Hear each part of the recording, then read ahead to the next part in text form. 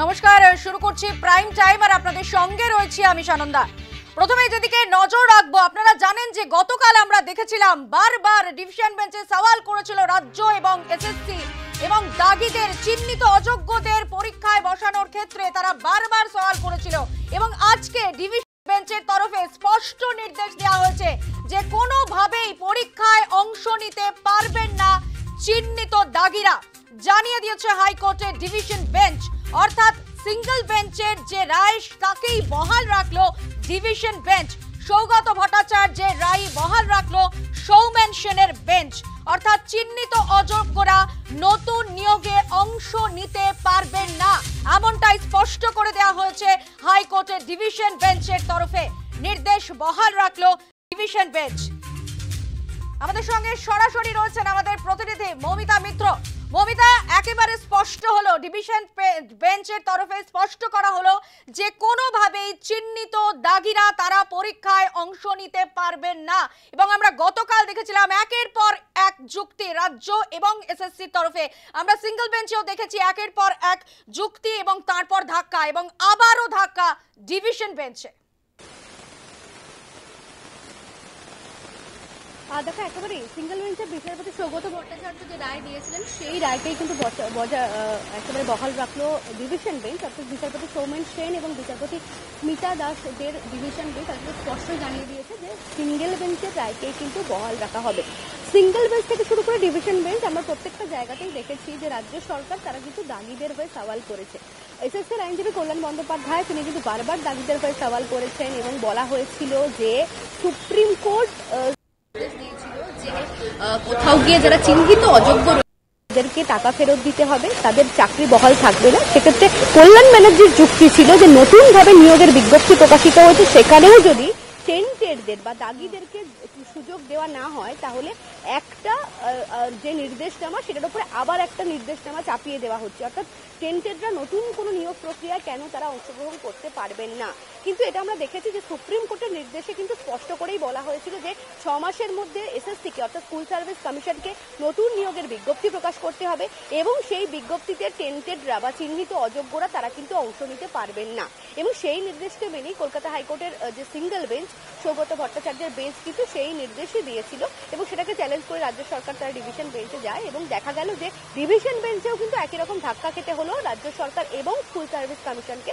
তার কারণ দীর্ঘক্ষণ সওয়াল হয়েছে, একটা বিভিন্ন যে কয়েকটি দিনে সওয়াল জবাব চলেছে, আমরা দেখেছি দীর্ঘক্ষণ শুনানি হয়েছে, সমস্ত পক্ষের বক্তব্য শোনা হয়েছে, কিন্তু তারপরেও যে রায় দেওয়া হলো কলকাতা হাইকোর্টের তরফে সেখানে কিন্তু স্পষ্টভাবেই বলে দেওয়া হলো যে চিহ্নিত দাগি যারা রয়েছেন তারা কিন্তু কোনোভাবেই নতুন যে নিয়োগ প্রক্রিয়ার বিজ্ঞপ্তি ইতিমধ্যে প্রকাশিত হয়েছে সেই নিয়োগে এসএসসির সেই পরীক্ষায় তারা কিন্তু অংশ নিতে পারবেন না, এটা কিন্তু স্পষ্ট করেই বলে দেওয়া হয়েছে।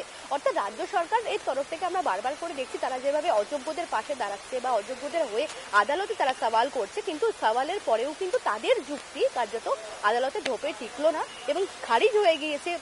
রাজ্য সরকারের যে আবেদন একেবারেই সেটা খারিজ করে দেওয়া হয়েছে এবং স্পষ্টভাবেই বলে দেওয়া হলো যে চিহ্নিত অযোগ্যরা নতুন যে নিয়োগের বিজ্ঞপ্তি বা নিয়োগ প্রক্রিয়া সেখানে কিন্তু তারা অংশ নিতে পারবেন না।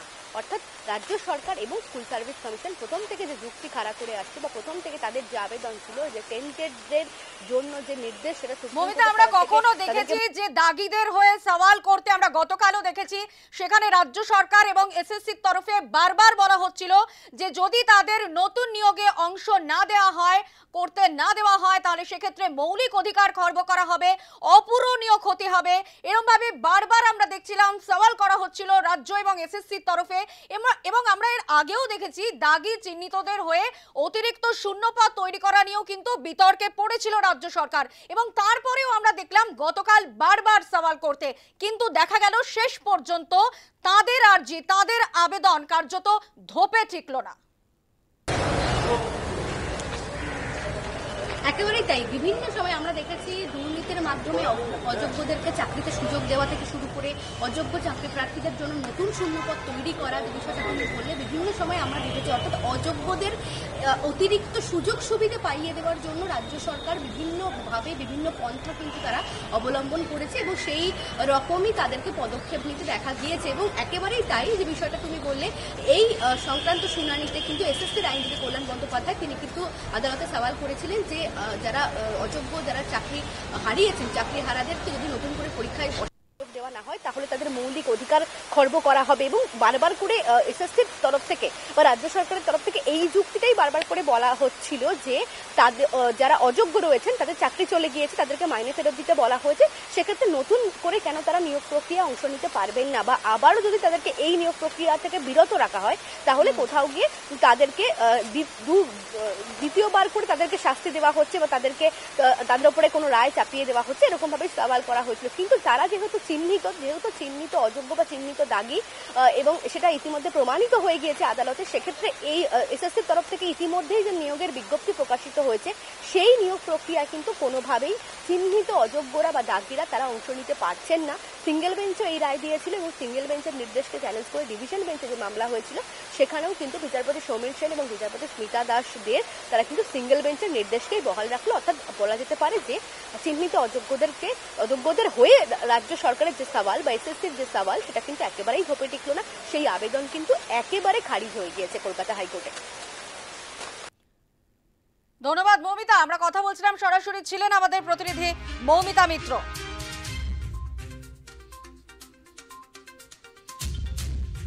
আইনজীবী ফিরদৌস শামীম তিনি কি জানিয়েছেন শোনাবো। রাজ্য এবং এসএসসি উভয়ে যে দাগীদের পক্ষে ছিলেন, আজকে রাজ্য একেবারে এই নির্দেশের ফলে পরিষ্কার হয়ে গেছে যে রাজ্য এবং এসএসসি যতই চেষ্টা করুন দাগীদের পক্ষে থাকবেন সেটা কখনোই সম্ভব নয়। একটি আর্টিকেল 12 অথরিটি কোনোভাবেই দাগীদের পক্ষে থাকতে পারেন না। কিন্তু দুর্ভাগ্য হলেও সত্য, এসএসসি এবং স্টেট তারা দাগীদের পক্ষে যে রয়েছেন এই বার্তা তারা পরিষ্কার দিতে চাইছেন। যদিও আদালতের একদমই বসতে পারবেন না, যারা দাগী নন তারা খুব পরিষ্কার সুপ্রিম কোর্টের নির্দেশের পরিষ্কারভাবে বলা আছে যারা দাগী তারা পরীক্ষায় বসতে পারবেন না, কিন্তু যারা দাগী নন তারা পরীক্ষায় বসবেন।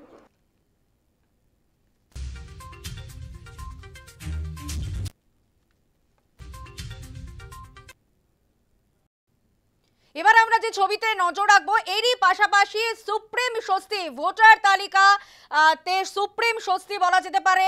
যে আমরা জানি যে কিছুদিন আগেই কিন্তু অর্থাৎ গত মাসে আমরা দেখেছিলাম যে সেক্ষেত্রে এই চলতি বছরেই বিহারে নির্বাচন রয়েছে এবং তার আগেই কিন্তু ভোটার তালিকা সংশোধনী নিয়ে কিন্তু বেশ কিছু নির্দেশ জারি হয়েছিল এবং তারপরে আমরা দেখলাম যে এই নিয়ে কিন্তু বিরোধী দলের নেতারা তারা মামলা করেছিল এবং সেই মামলাতেই কার্যত বলা যেতে পারে সুপ্রিম স্বস্তি।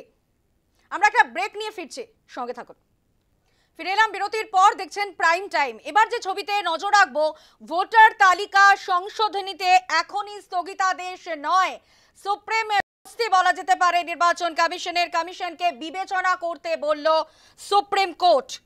বিহারের ভোটার তালিকা সংশোধন নিয়ে একাধিক মামলা দায়ের হয়েছিল সুপ্রিম কোর্টে, সেটাই একত্র করে শুনানি শুরু হয় বিচারপতি সুধাংশু ধুলিয়া এবং বিচারপতি জয়মাল্য বাগচির বেঞ্চে। এবং সেখানে সুপ্রিম কোর্ট জানিয়েছে যে এখনই কমিশনের কাজে স্থগিতাদেশ দেওয়া হচ্ছে না। গত মাসে নির্বাচন কমিশন জানায় বিহার বিধানসভা নির্বাচনের আগে নিবিড় সংশোধন করা হবে, আর এই সংশোধনীতে নিজেকে বৈধ ভোটার হিসেবে প্রমাণ করতে আধার কার্ড বা প্যান কার্ড দেখালেই হবে না, জন্ম প্রমাণপত্র দেখাতে হবে।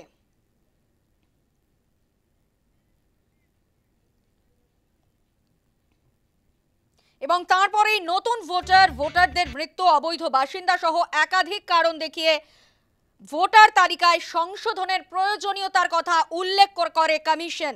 সেই সিদ্ধান্তকেই চ্যালেঞ্জ করেছিল, শীর্ষ আদালতের দ্বারস্থ হয়েছিল তৃণমূল কংগ্রেস, আরজেডি থেকে শুরু করে বিভিন্ন বিরোধী দলের নেতারা। এবং তারপরে কিন্তু আজকে সুপ্রিম কোর্ট স্পষ্ট জানিয়ে দিল যে ভোটার তালিকা সংশোধনীতে এখনই কোনো স্থগিতাদেশ নয়, এখনই কমিশনের কাজে স্থগিতাদেশ দেওয়া হচ্ছে না, কমিশনকে বিবেচনা করতে বলল সুপ্রিম কোর্ট। মোহাম্মদ সেলিম কি বলেছেন এ প্রসঙ্গে শোনাবো। আজকে সুপ্রিম কোর্টে যখন শুনানি হচ্ছে, সুপ্রিম কোর্ট এই প্রশ্ন করেছে ঠিক ভোটের আগে, নভেম্বরে ভোট আছে, এখন তুমি ভোটার লিস্টের কথা বলছে কেন? এবং ওটা জালিয়াতি এই জন্যই হচ্ছে ইলেকশন কমিশন স্টেট ইলেকট্রাল অফিসারকে দিয়ে জানুয়ারি মাস থেকে জুন মাস পর্যন্ত বিহারে যেটা SSR বলে, স্পেশাল সামারি রিভিশন, সেটা করেছে। সামারি রিভিশন হচ্ছে প্রত্যেক ভোটের আগে হয়, এবং 2003-এর পর থেকে প্রত্যেক বছর এখন সামারি রিভিশন হয়েছে। আর এই বছর 24শে জুনে হঠাৎ করে বলল যে সব গোলমাল হয়ে নতুন করে করতে হবে, অর্থাৎ গোটা নির্বাচনী প্রক্রিয়াটাকে হেঁটে দিচ্ছে। নিজের তৈরি ভোটার লিস্টকে মানছে না, নিজের দেওয়া এপিক কার্ড, আধার কার্ডকে মানছে না।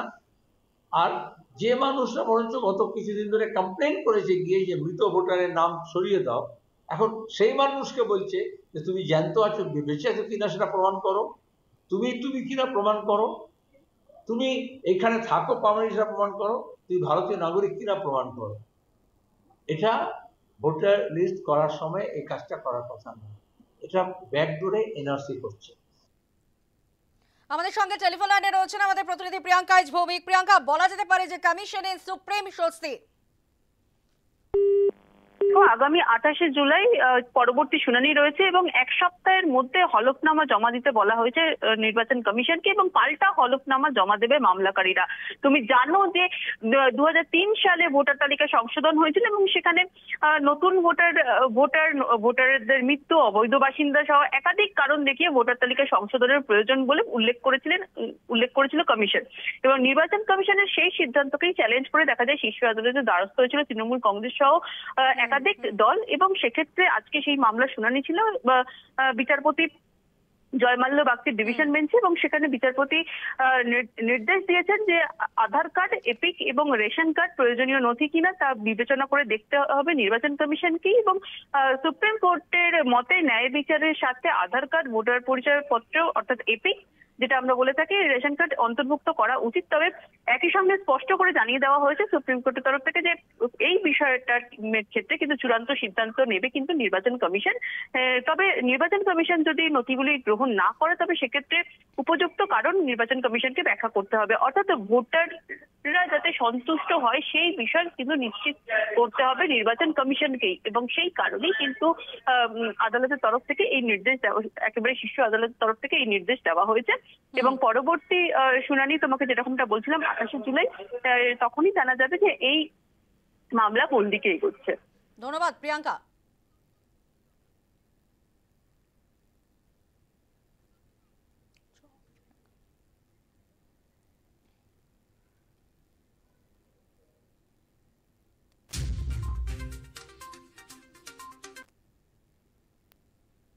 প্রাইম টাইমে একটা বিরতি নেব। বিরতির পর যে ছবিতে আমরা নজর রাখবো, বিশ্ববিদ্যালয়ের প্রশ্নপত্র নিয়ে বিতর্ক। বিদ্যাসাগর বিশ্ববিদ্যালয়ের প্রশ্নপত্রে বিপ্লবীরা তকমা পেলেন সন্ত্রাসবাদী হিসেবে এবং তা নিয়ে বিতর্ক। এই নিয়ে ফিরছি আমরা একটা বিরতির পর, সঙ্গে থাকুন। ফিরে এলাম বিরতির পর, দেখছেন প্রাইম টাইম। হাইকোর্টে জমা পড়ল কসবা কাণ্ডের তদন্ত রিপোর্ট এবং আপনাদের জানাবো যে পুলিশের তদন্তে সন্তুষ্ট ফের জানিয়েছে নির্যাতিতার পরিবার। কসবার আইন কলেজে গণধর্ষণের ঘটনায় জনস্বার্থ মামলা দায়ের হয়েছিল কলকাতা হাইকোর্টে বৃহস্পতিবার। সেই মামলার শুনানিতেই নির্যাতিতার পরিবার জানিয়েছে তারা সিটের তদন্তে সন্তুষ্ট। পাশাপাশি কেস ডায়েরিও জমা দেওয়া হয়েছে। মুখবন্ধ খামের রিপোর্ট জমা দেওয়া হয় হাইকোর্টে। আইনজীবী কি বলেছেন এ প্রসঙ্গে শোনাবো। এই প্রশ্নগুলোর উত্তরের জন্য লাস্ট অকেশনে অনারেবল হাইকোর্টের চিফ ডিভিশন বেঞ্চ উত্তর চেয়ে পাঠান, যার রেসপেক্টে আজকে ওসি কসবা পুলিশ স্টেশন একটি রিপোর্ট জমা দিয়েছে তাদের রিপ্লাই হিসেবে। কিন্তু সেই রিপোর্টটাকে পড়ে দেখলাম যে এন্টায়ার রিপোর্টে খালি অ্যালিগেশনগুলো ডিসপিউট অ্যান্ড ডিনাইড করা হয়েছে, বাট কোনো সদুত্তর সেই রিপোর্টে পাওয়া যায়নি। যে প্রোগ্রেস হয়েছে ইনভেস্টিগেশনে তার একটি প্রোগ্রেস রিপোর্ট জমা দিয়েছে অনারেবল হাইকোর্টের ডিভিশন বেঞ্চের কাছে স্টেটের তরফ থেকে। সেই রিপোর্টের কপি ডিফ্যাক্টর অ্যাডভোকেটের কাছেও দেওয়া হয়েছে। প্রোগ্রেস চলছে এবং যা জানা যাচ্ছে যে ইনভেস্টিগেশন এখনো পর্যন্ত as per opinion of the learned advocate of the de facto complainant investigation নাকি প্রপার ওয়েতে হচ্ছে। প্রতারণার অভিযোগ এসআই এর বিরুদ্ধে, এসআই অর্জুন সাহার বিরুদ্ধে প্রতারণার অভিযোগ। চাকরির প্রতিশ্রুতি দিয়ে প্রতারণা করা হয়েছে এমনই অভিযোগ সামনে এসেছে। প্রাথমিকে এবং সেচ দফতরে চাকরির প্রতিশ্রুতি দিয়ে প্রতারণা করেছে এসআই অর্জুন সাহা, এমনই তার বিরুদ্ধে অভিযোগ উঠেছে। সিথি থানার এসআই অর্জুন সাহার বিরুদ্ধে অভিযোগ। কনস্টেবল থাকাকালীনই প্রতারণা করেন অর্জুন সাহা বলে অভিযোগ। নিজের ভাইপোর 12 লক্ষ টাকা দাবি করে বসেন। প্রতারণার অভিযোগ এসআই এর বিরুদ্ধে, সিথি থানার এসআই অর্জুন সাহার বিরুদ্ধে অভিযোগ।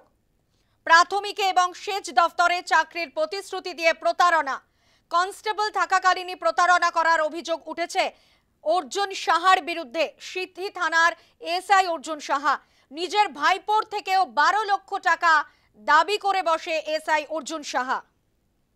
ফিরে এলাম বিরতির পর, দেখছেন প্রাইম টাইম। বিদ্যাসাগর বিশ্ববিদ্যালয় ইতিহাসের প্রশ্নপত্র বিতর্ক, এবং যে বিতর্ক তৈরি হয়েছে প্রশ্নপত্রে বিপ্লবীদের সন্ত্রাসবাদী উল্লেখ। কিভাবে প্রশ্নপত্রে বিপ্লবীদের সন্ত্রাসবাদী বলে উল্লেখ, এখন এ নিয়ে কিন্তু বিতর্ক তৈরি হয়েছে। ইতিহাসের প্রশ্নপত্র নিয়েই বিতর্কের সূত্রপাত। বিদ্যাসাগর বিশ্ববিদ্যালয়ের ষষ্ঠ সেমিস্টারের ইতিহাসের প্রশ্নপত্র ঘিরে তুমুল বিতর্ক। মেদিনীপুরের 3 জেলা ম্যাজিস্ট্রেটের নাম করো যারা সন্ত্রাসবাদীদের দ্বারা নিহত হন, আর এই প্রশ্ন নিয়েই দানা বেঁধেছে বিতর্ক। কেন সন্ত্রাসবাদীদের উল্লেখ করা হলো বিপ্লবীদের বদলে, এ নিয়ে কিন্তু প্রশ্ন দানা বেঁধেছে এবং তা নিয়ে তোলপাড় বাংলার শিক্ষা মহল। নিন্দায় সরব হয়েছে শিক্ষা মহল। তদন্ত কমিটি গঠন বিদ্যাসাগর বিশ্ববিদ্যালয়ের। প্রকাশ্যে ক্ষমা চেয়েছেন বিশ্ববিদ্যালয়ের উপাচার্য। যারা দায়ী তাদের সরানো হলো পদ থেকে। আমরা কথা বলবো, আমাদের সঙ্গে টেলিফোন লাইনে রয়েছেন আমাদের প্রতিনিধি সুদীপ নন্দী। সুদীপ, যে প্রশ্ন বারবার উঠছে যে বিপ্লবীদের সন্ত্রাসবাদী আখ্যা, এই নিয়ে কিন্তু বিতর্ক। দেখো, একেবারেই যেটা লজ্জার বিষয়, এবং নিঃশর্তভাবে ক্ষমা চেয়েছেন বিদ্যাসাগর বিশ্ববিদ্যালয়ের যে উপাচার্য দীপক কর, এবং তিনিও যথেষ্ট দুঃখ প্রকাশ করেছেন যে এই ইতিহাসের যে প্রশ্ন, ষষ্ঠ সেমিস্টারের যে ইতিহাসের প্রশ্ন, তাতে কি করে যে বিপ্লবীদের যে সন্ত্রাসবাদী বলে আখ্যা দেওয়া হয়, এইটা নিয়ে তুমুল বিতর্ক শুরু হয়েছে মেদিনীপুর জেলা জুড়ে। এবং বিভিন্ন রাজনৈতিক মহল থেকে বিভিন্ন শিক্ষাকর্মী কিন্তু, শিক্ষাবিদও কিন্তু এইটা নিয়ে সরব হয়েছেন এবং তীব্র এর প্রতিবাদ জানিয়েছেন। এর ফলে কিন্তু যেটা দেখা গিয়েছে যে এই ঘটনা, যে বিপ্লবীদের কারণে যে সব বিপ্লবীরা এই 3 ম্যাজিস্ট্রেটকে, ব্রিটিশ আমলের যে 3 ম্যাজিস্ট্রেট পেডি, ডগলাস এবং বার্চ, এই 3 জনকে যে অত্যাচারী ম্যাজিস্ট্রেট ছিল তাদেরকে যে হত্যা করেছিলেন মেদিনীপুর শহরের যে সব বিপ্লবী রয়েছেন, তারা হচ্ছেন প্রদ্যুৎ ভট্টাচার্য, বিমল দাশগুপ্ত, অনাথ বন্ধু পাজা সহ আরো অনেকে রয়েছেন। এই বিপ্লবীরা কিন্তু এদেরকে সন্ত্রাসবাদী আখ্যা দেওয়া হয়েছে ইতিহাসের প্রশ্নে।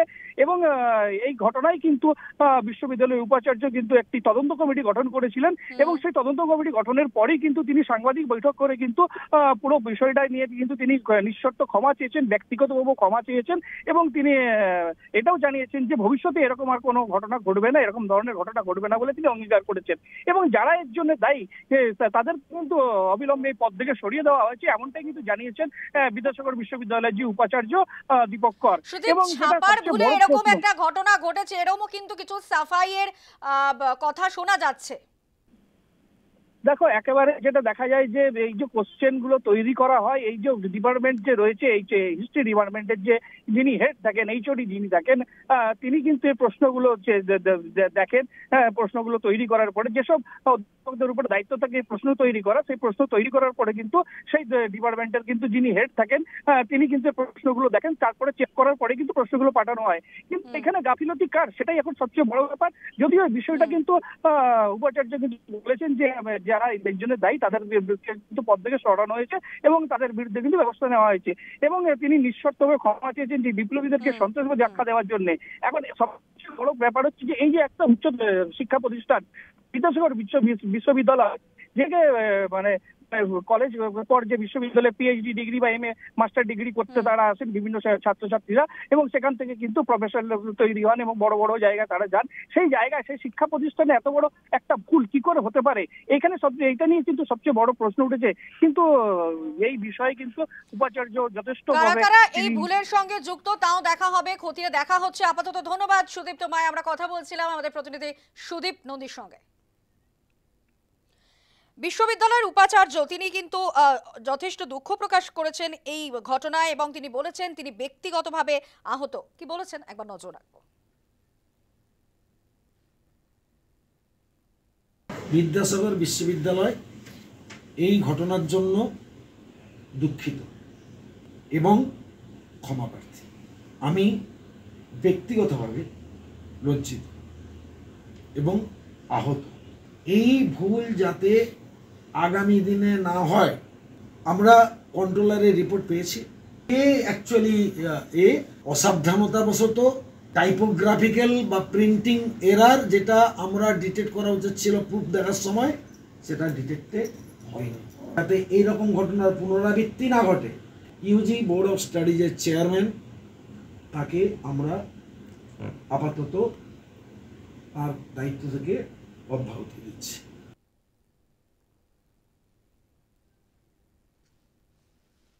ইতিহাসের প্রশ্নপত্র বিতর্ক এবং সেখানে প্রশ্নপত্র বিভ্রাট, বিপ্লবীদের সন্ত্রাসবাদী আখ্যা। আমরা কথা বলেছিলাম শিক্ষাবিদ পবিত্র সরকারের সঙ্গে, তিনি এই প্রসঙ্গে কি জানিয়েছেন শোনাবো। আমি জানি না এটার উৎস কি, আমি জানি না সিলেবাসে এইভাবে লেখা আছে কিনা। সিলেবাসে লেখা থাকলে তো সেটা যারা সিলেবাস লিখেছে তাদের অসচেতনতা আমি বলবো, ইনসেনসিটিভ। আরও আশ্চর্য লাগছে ভাবতে যে মেদিনীপুর, যেটা বিপ্লবীদের সূতিকাগার বলা যায়, জন্মভূমি, সেখানে এই ঘটনাটা ঘটল বিদ্যাসাগর বিশ্ববিদ্যালয়ে। নিশ্চয়ই উপাচার্য দেখবেন এই মডারেশন কমিটি তারা কি করলেন। তারা তো দেখতে পারতেন যে সন্ত্রাসবাদী কথাটা ভুল বা কালাতিক্রমী। মেদিনীপুর বলেই আমার খুব বিস্ময় যাচ্ছে, মেদিনীপুর আমার প্রিয় জেলা, সেখানে এই ঘটনাটা ঘটল, এ খুবই দুর্ভাগ্যজনক। কুণাল ঘোষ এ প্রসঙ্গে কি জানিয়েছেন শোনাবো।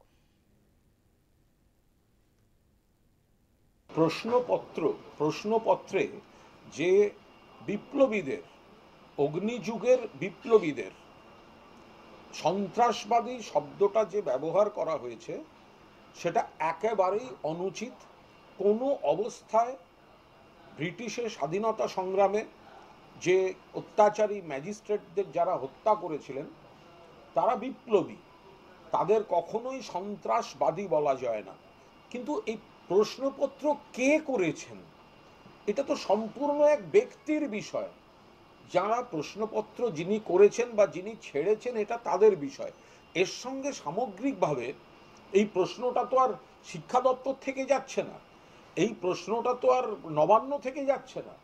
ফলে এই প্রশ্নপত্রে যে অবাঞ্ছিত শব্দ ব্যবহার হয়েছে সেটা যিনি করেছেন এবং যার হাত দিয়ে গলেছে সম্পূর্ণভাবে তাদের দায়। নিশ্চয়ই কনসার্নড বিভাগ তাদের চিহ্নিত করবেন এবং এই শব্দের যে অপপ্রয়োগ হয়েছে অবাঞ্ছিতভাবে, দুর্ভাগ্যজনকভাবে, তার জন্য কনসার্ন বিভাগ গোটা বিষয়টা দেখবে।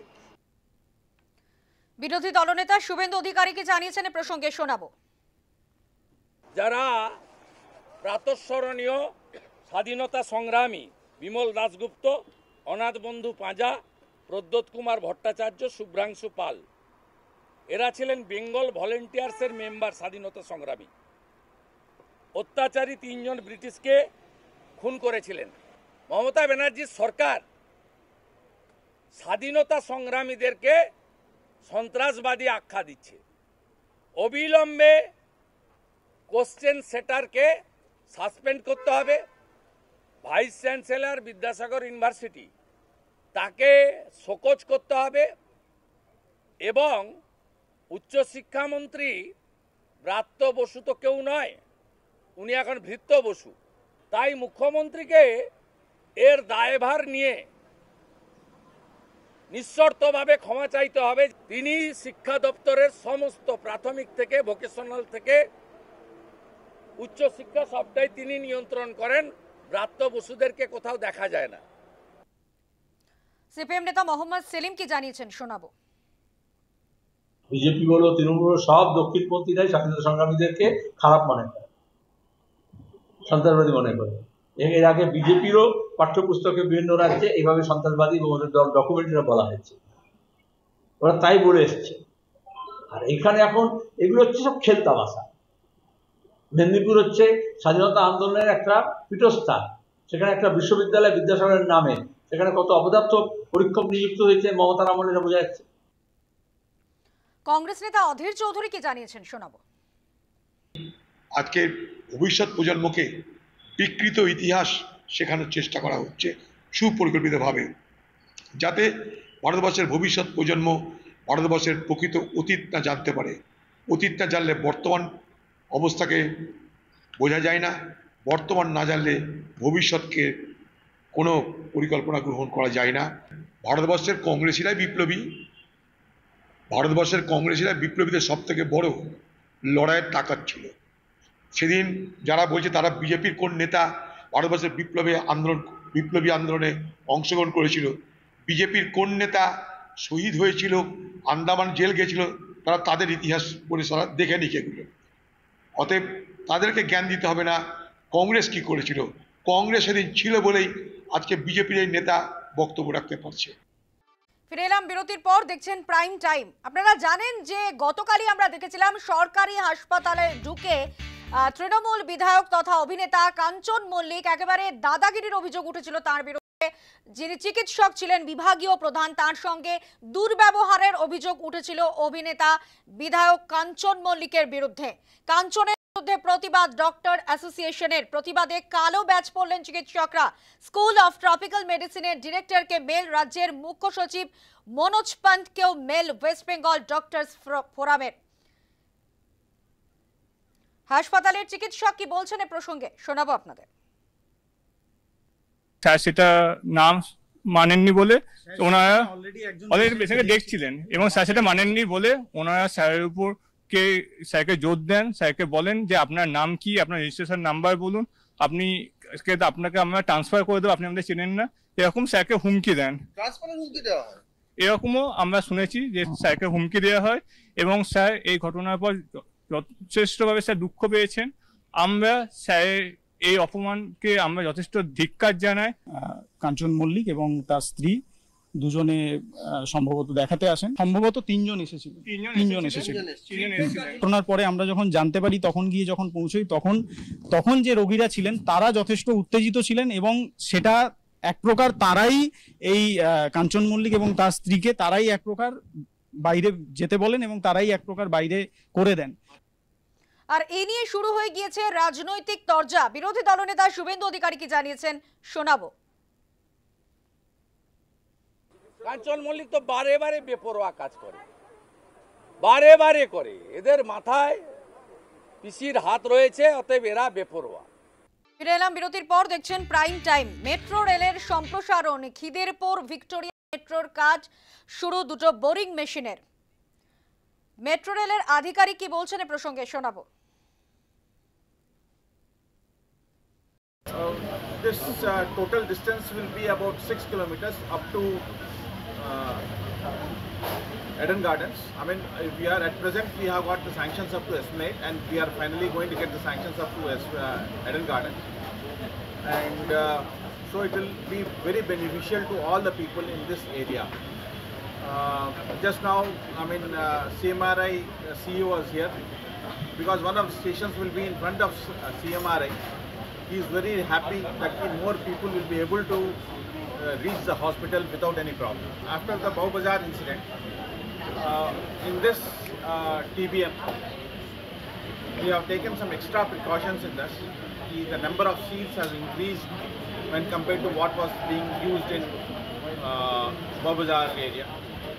And we hope everything will be done with God's grace and help.